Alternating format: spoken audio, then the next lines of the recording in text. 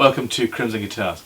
You are hopefully watching the entire series and thus know that we are currently at the stage in this build where we're halfway through inlaying the inlays. Yes, poor sentence there. Nonetheless, we have made a bunch of 3mm walnut dots out of some wood I cut away from the body blank that we're going to use later.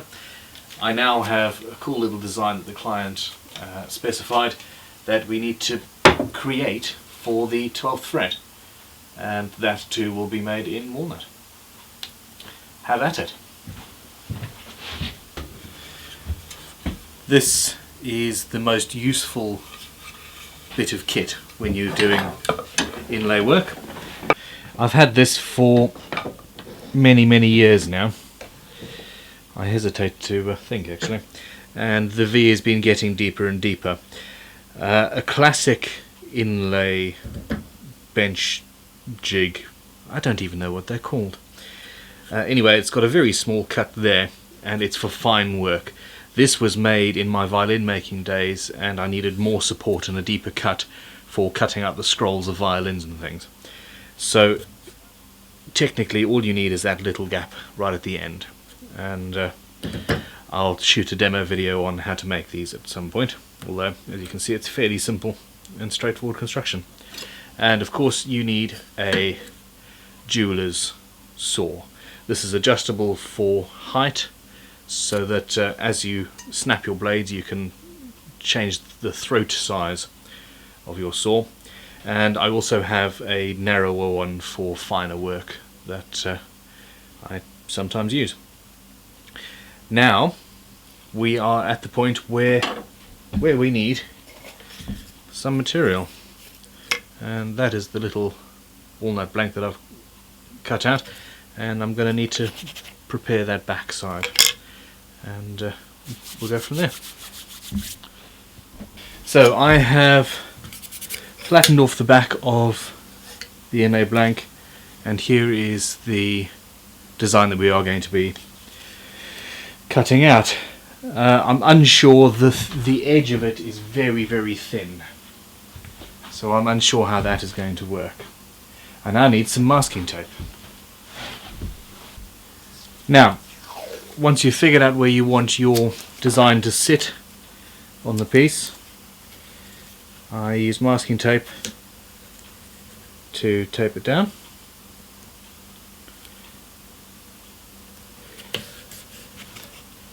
And as you can see, the tape is slightly transparent, so we don't have a problem. Now what I'm doing here is probably not necessarily necessary. I'm going to cut each piece out as it is on here, and obviously I would use up less material. If I was using shell, I'd mark those out separately to take up less space, to use up, to create less waste in the material. That's a rather difficult sentence to put together there. I'm having one of those days, I'm afraid. However, as is, it's going to work rather well, I think. I now need to transfer it using a sharp scalpel blade onto the wood itself, and I'm going to work from the inside out as I do this. So effectively I'm going to cut around each shape as carefully as I can.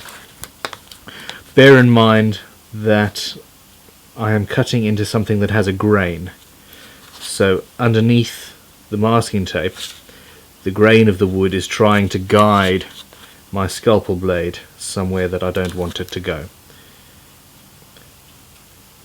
If I had wanted this inlay to be absolutely perfect, I probably would have printed the design out, but we want a sort of a handmade, handcrafted feel, so each little piece will be slightly different, but only slightly.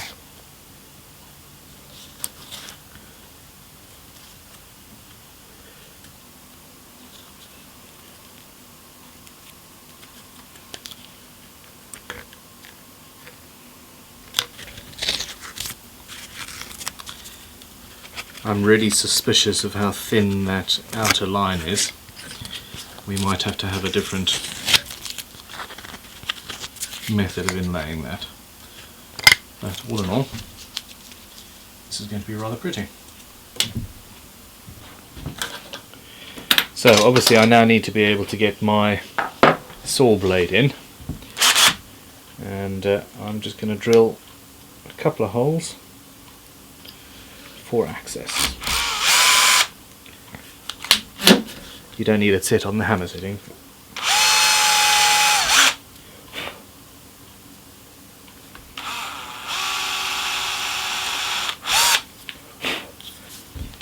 Let us begin.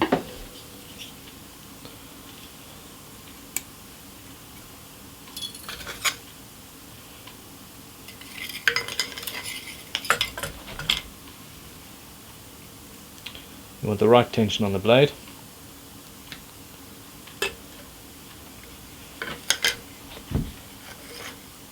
I'm going to cut the central designs out first.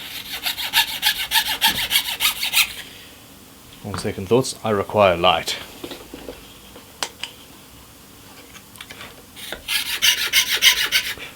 That should have been on reflection. I require light.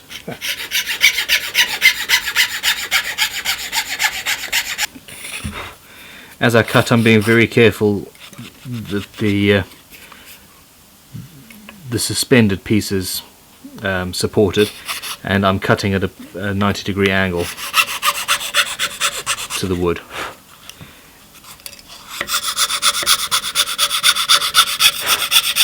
Also, personally, I tend to rotate the work around the blade. I know other people who rotate the blade around the work and do that sort of thing with the saw. I don't know. You fall into these habits and just do it the way you've always done it. And I just blew that lovely little piece of wood onto my floor. Luckily I saw it go.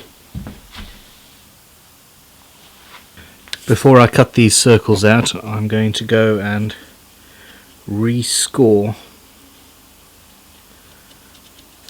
the mark. It was relatively shallow, obviously, as I was cutting through a layer of masking tape and a layer of paper. And I really want to be able to see what I'm doing here.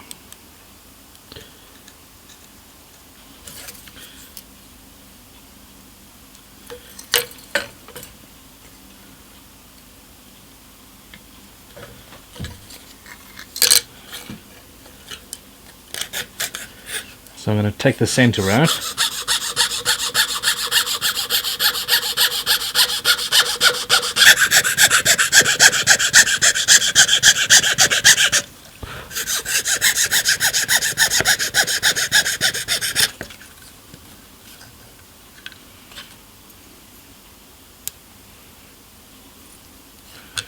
And now I'm going to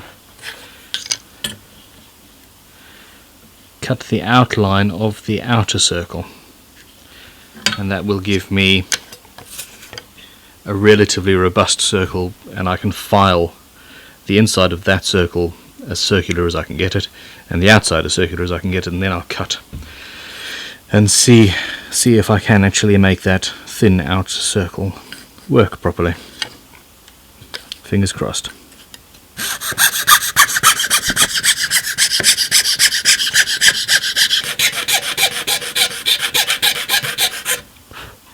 At this point I'm wondering why I didn't just draw these circles out with a compass like I should have. You get stuck in a rut and you always do it the same way. So I mark this out the same way I mark out irregular shapes, whereas I could have done it much easier with a tool. And that makes me a tool for not using it.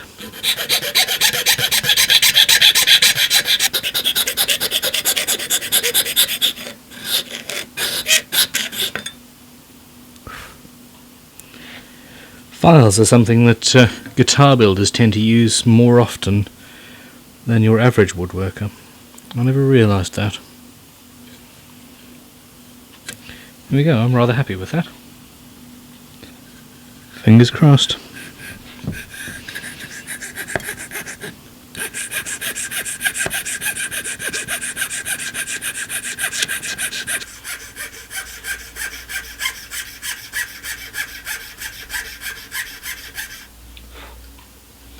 I'm on the verge of needing magnifying glasses.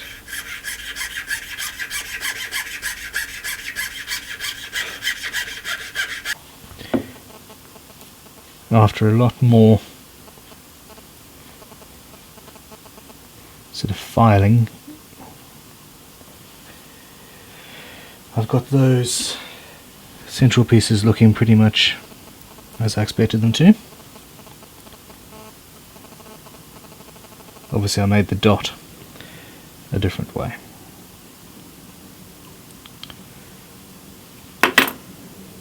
I can scarcely believe that I managed to cut that thin circle out. But we have success. And here we have it, ready for Inlay.